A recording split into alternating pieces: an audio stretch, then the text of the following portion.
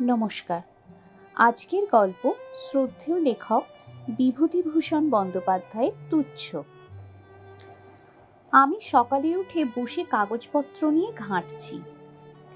এমন সময় একটি 13-14 বছরের ছোট মেয়ে রাঙা শাড়ি পরে আমাদের বাড়িতে ঢুকলো। আমাদের গ্রামেরই মেয়ে নিশ্চয়ই, তবে একে কোথাও দেখিনি বলে চিনতে পারলাম না। মেয়েটির এই অল্প বয়সেই বিয়ে হয়েছে। ওর কপালে সিঁদুর, হাতে সোনা বাঁধানো শাঁখা, শ্যামবর্ণ একহারা চেহারার মেয়ে। মুখখানি বেশ ঢলঢল, বড় বড় চোখ দুটি, কানে দুটি সোনার দুল। জিজ্ঞেস করলুম, কার মেয়ে তুই রে? মেয়েটি সামান্য একটু হেসে মাটির দিকে চোখ রেখে বললে, বিশ্বনাথ কামারের। বিশুর মেয়ে?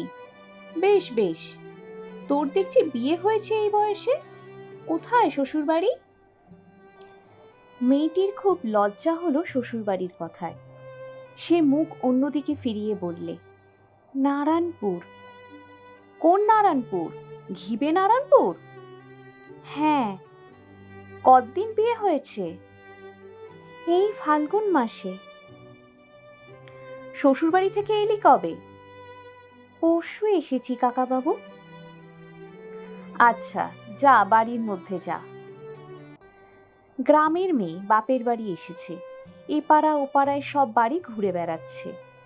বড় স্নেহ হলো খুকিটির ওপর। এই গ্রামেরই মেয়ে, আহা!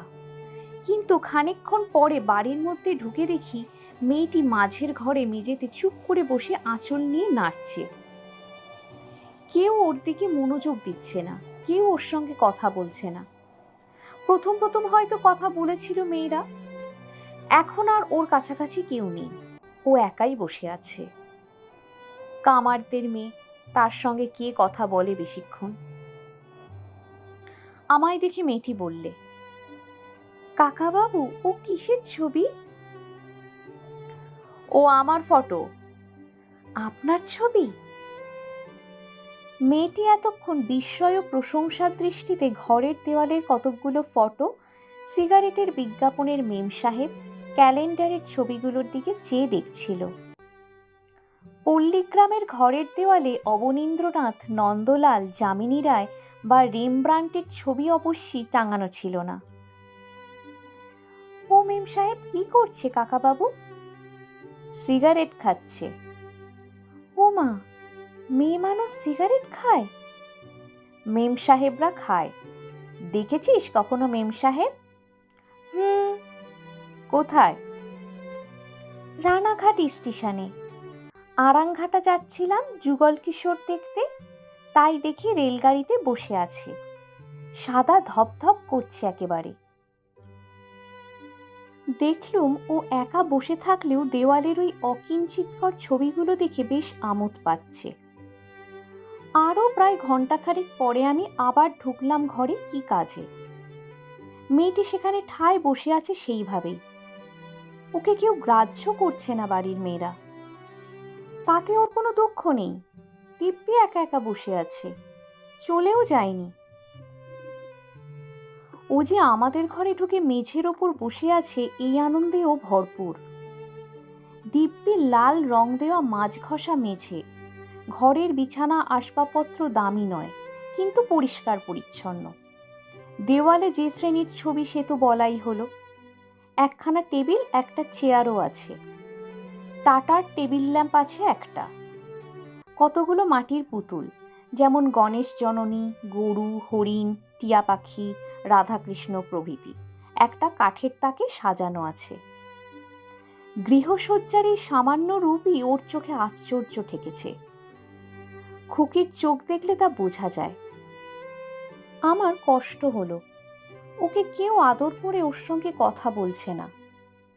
ও সেটা আশাও করেনি। আমাদের গ্রামে তেমন ব্যবহার কামার কুমোরদের মেয়েদের সঙ্গে কেউ করে না। ওরা ঘরে ঢুকে বসতে পেয়েছে, এতেই ওরা অত্যন্ত খুশি আছে। আমি তেল মেখে নাইতে যাব। নারকোল তেল আজকাল পাওয়া যায় না বলে বাড়ির মেয়েদের ফরমাস মতো গন্ধ তেলের বোতল আসে দোকান থেকে। হ্যান করলেন ত্যান করলেন। আমি বোতল থেকে তেল বের করে মাথায় মাখছি দেখে ও চেয়ে রইল। আমি বললাম, গন্ধ তেল একটু মাখবি খুকি? মেয়েটি অবাক হয়ে গেল। এমন কথা কেউ ওকে বলেনি, কোনো ব্রাহ্মণ বাড়ির কর্তা তো নয়। বললে, হ্যাঁ। সরে আয় দেখি মা।